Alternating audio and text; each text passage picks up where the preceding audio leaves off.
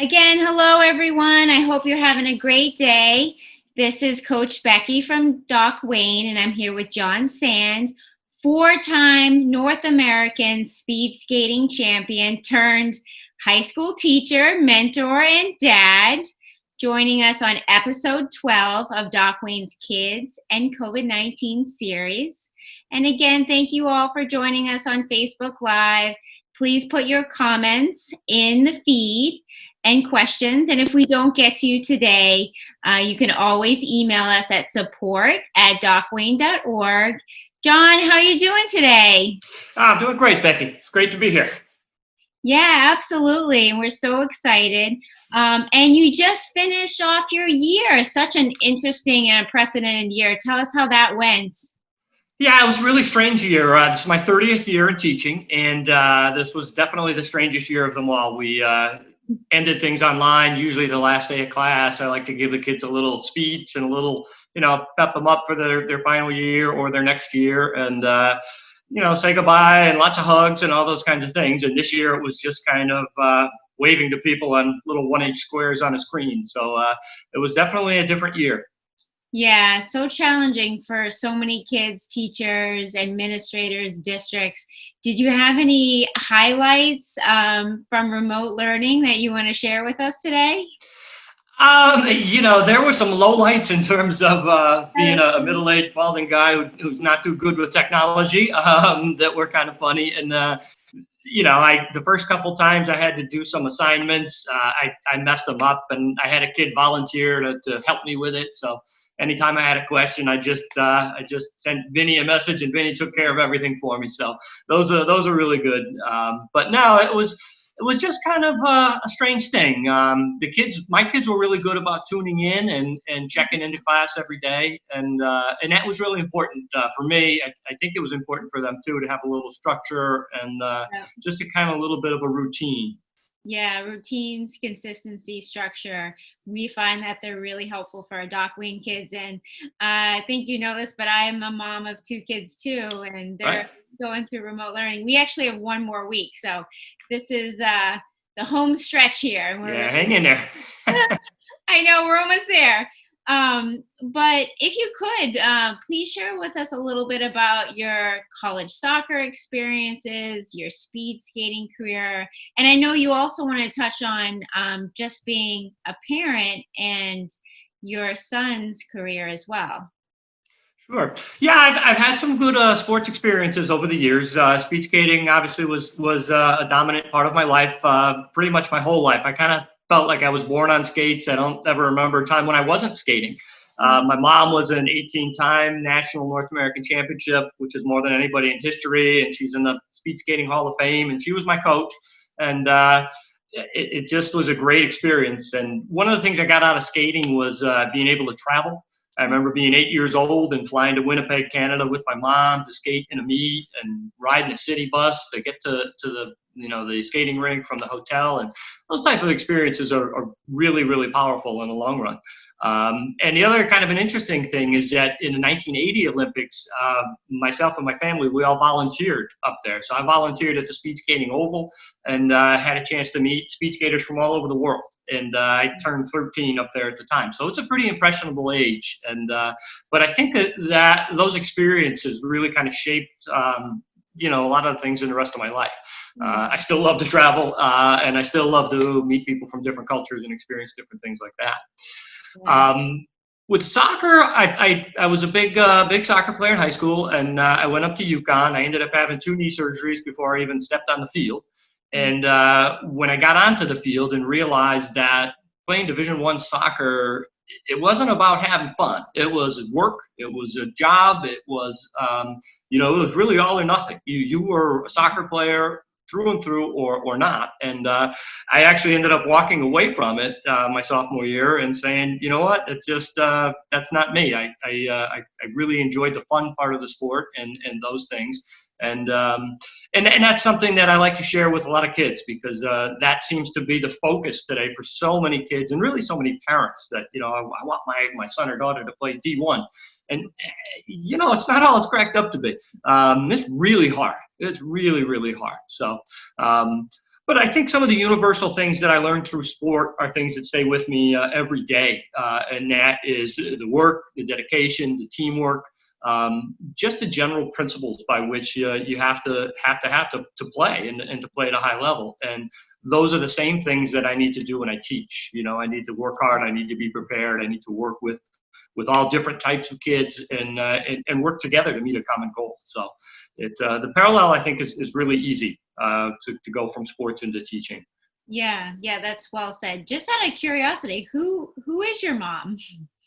Oh, so my mom, Mary Novak, was her maiden name, Mary Novak Sand, and she was actually in a 1956 issue of Sports Illustrated for her speed skating. Oh. And due to the wonders of eBay, my brother and I each have our own copy of it. And what was fascinating is that my mom is 80, and I don't think I even heard about this until she was maybe 70. Oh, wow.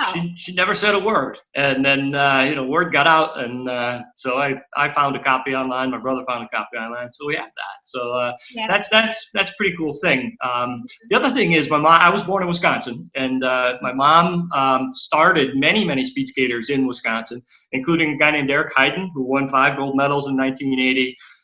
Peter Mueller won a gold medal in 1976, and several other people that won Olympic medals. So she was all to it. She was really, really good. That's pretty impressive. Right. And to grow up in that type of home, probably a pretty interesting experience. But I think what you're hitting on too is like the experiences of a college athlete and what carries over to the classroom, which is really important. So why teaching? Why did you go into teaching? I have this question answer this question with my students all the time. I don't really know. Yeah. I went to UConn to be a physical therapy major, which is kind of ironic since I really am not a science guy. I don't do well in science classes. So one thing led to another. In the spring of my sophomore year, I went out to dinner with my parents, and they said, do you have any idea what you want to do? And I said, I was thinking about teaching, and I don't know why. Now, the easiest connection is that my dad was a teacher. Right. So I had my dad as a band director at school for all 4 years I was in high school. He and I drove to school every day. But I didn't grow up thinking, I want to be like my dad. I want to be a teacher. That just really never entered my mind.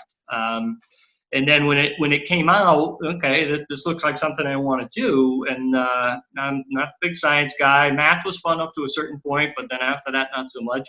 And I'm not a poetic type of person. So it came down to social studies.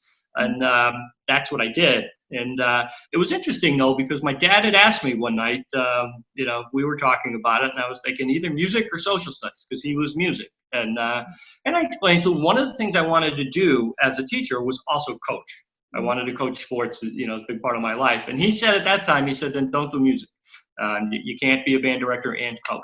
And so that's how I ended up where I am today, I guess. But the one thing I'll tell you is that the relationship my dad had with kids, once I decided to become a teacher, then I wanted to be a teacher like him. Because growing up, going to my brother's soccer games and going to football games, I would see my dad interact with kids all the time. And it was very clear that they liked him, they trusted him, they had a good relationship with him. And those are the same things that I've tried to do as a teacher myself. So it didn't inspire me necessarily to get into it, but once I got into it, he's been very, very influential on how I do things. Yeah, that's great. So from where you sit, and you've been a teacher, you served as a department head and assistant principal, how can community mental health programs best partner with schools and with teachers? Sure. Well, I think it's really important. First off, I will say in the 30 years that I've been teaching, the biggest single difference, other than the technology piece, but that doesn't change my relationships with kids, the biggest piece is the amount of stress that kids are under and the need for additional counseling services. It's just amazing to me. There is so much pressure on kids on this test and that score, and these grading programs that shoot out every grade to the parent instantly, and then the parents texting the kids. So I think it's really, really important, and I think that schools need to move more to providing those services. So in terms of how that works, I think the biggest way to get connected is, first of all, to get access. I know anytime I try and do something in a public school, there's paperwork after paperwork after. It's just kind of a red tape nightmare. But once you can get access and establish a connection, I think it's really important for the school to know that you're there for a resource. So listen, we've tried everything with this kid. We need a different way to reach this student. Can we get involved with Doc Wayne? Can we reach out to you and help us in that way? So I think that's the number one thing is I need somebody to turn to for a kid for whom the program would be really good. And then the second thing I think in terms of schools is to provide the resources to the teachers so that they know who you are and what you are and what you have. I mean, we have to sit through professional development days and we get lots of information that we don't really use. But information from a counseling services source that can be really beneficial to our kids would be phenomenal. Yeah. Yeah, and we work really hard on that access piece so that we're reducing those barriers that are really common in many communities. And we know it's really hard to be a teacher and time is very limited. So what skills do you think are most valuable in equipping students to have success in the classroom and in life? And if you can hone in on any of those skills that you think are teachable on and off the fields and on the courts. Sure. I talk to kids about this all the time. And the number one thing that I want kids to do is to get to know who they are. Understand who you are. What are your values? What are your strengths? What are your weaknesses? What can you really do well at? What do you enjoy? Figure out what those things are. So much of the kids' lives up to a certain point has been scheduled and predetermined and this, that, and the other thing. And at a certain point, they leave high school, they go into this college environment, everything's wide open, and it's very difficult for kids. They really struggle that first year. So I really want them to understand who they are. And part of that is accepting who they are. And in my classes, we end up doing a lot of things on video. We'll act out a skit on video. We'll write skits and plays, and we'll record those and make productions out of them. I have the kids recite parts of the I Have a Dream speech, and we film it and all those things. And my preaching to them over and over again is that's who you are, right? I am who I am. I sound like I sound like. I look like I look like. If somebody doesn't like me because of that, it's no big deal. And for teenagers to get over that barrier, okay, this is who I am. Let me work with that. Now we can go to the next level. Now we can do more things. Now we can really kind of hone in on your strengths. And so those are to me, that's one of the most important things. And I'd mentioned also values. Understand what it is that you value and why you value that. And we do this great exercise on World War II in a draft, and they have to decide who's going to get drafted and who doesn't get drafted and this kind of stuff. And each character has something about them. And by choosing the character that they would not send, they're making a statement of their values. And whether they know that or not, when we process that out, they determine that. So I think those are two really important things. Help kids develop their sense of values.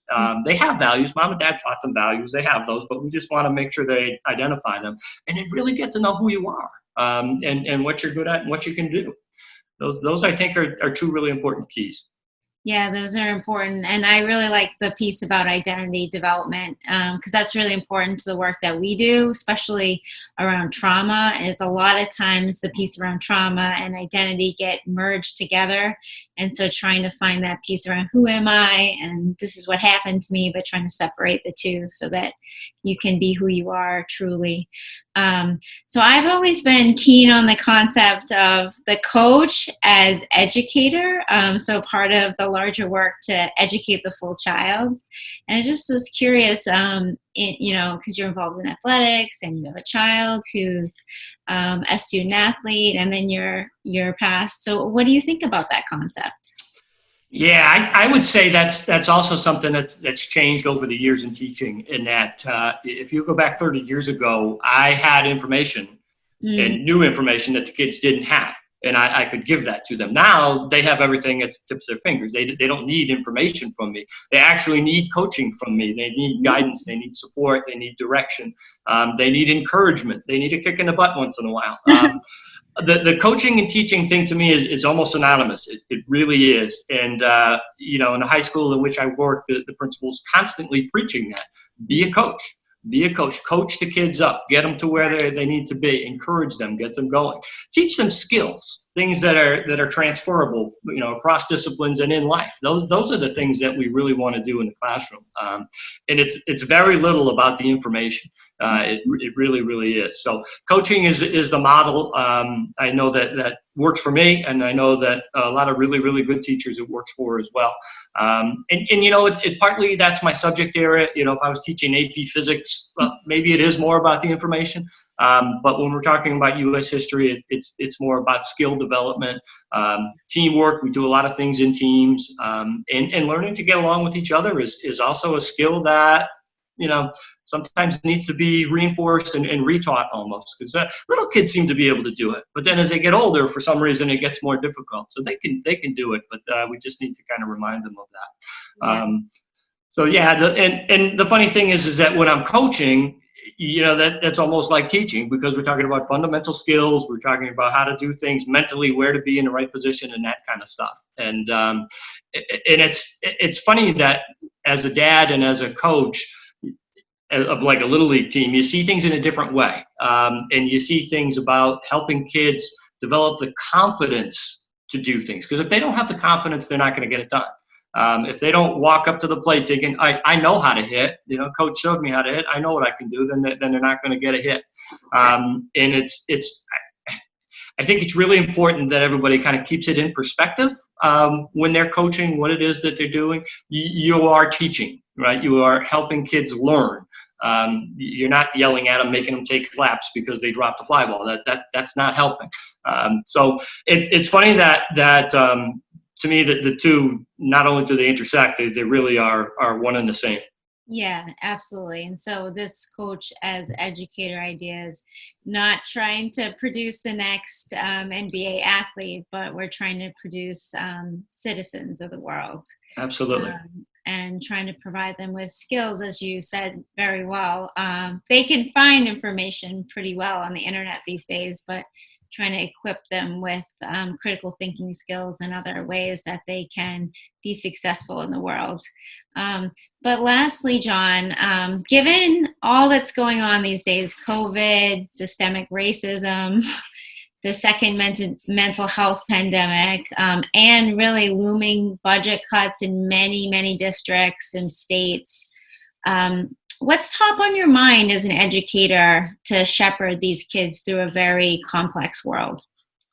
Yeah, what bothers me the most in staying home is that who's watching the kids, who's minding the kids, who's there for the kids. Kids come into my room every day. I know my students very well, and I can read them. I can see that somebody's not doing well or that they're struggling with something. Or I can see over a period of the week that they're just not on top of things. And I can pull them aside and say, are you okay? Is everything all right? What can we do to help you? Kids come down, they see me before school, after school, during lunch. I always have kids eat lunch with me. And so during those interactions, I can kind of mind the store, if you will. I can keep my eye on them and make sure they're okay.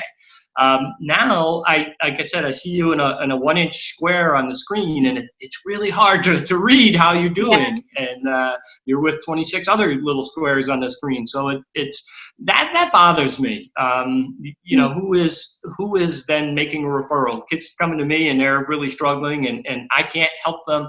I need to talk to the next level up, the school psychologist or the school social worker, who have more trained in those things to work with the kid and go from there. But I'm afraid that ladder of interventions just isn't there for kids. They're home, and home can be really stressful for a lot of kids. School is often the safest place for them, and those are the kids I really worry about. And so it's just very troubling to me to not be there for my students. And they all know. I tell them over and over again, you can reach out to me. Here I am anytime. And but it's not the same as having that personal contact.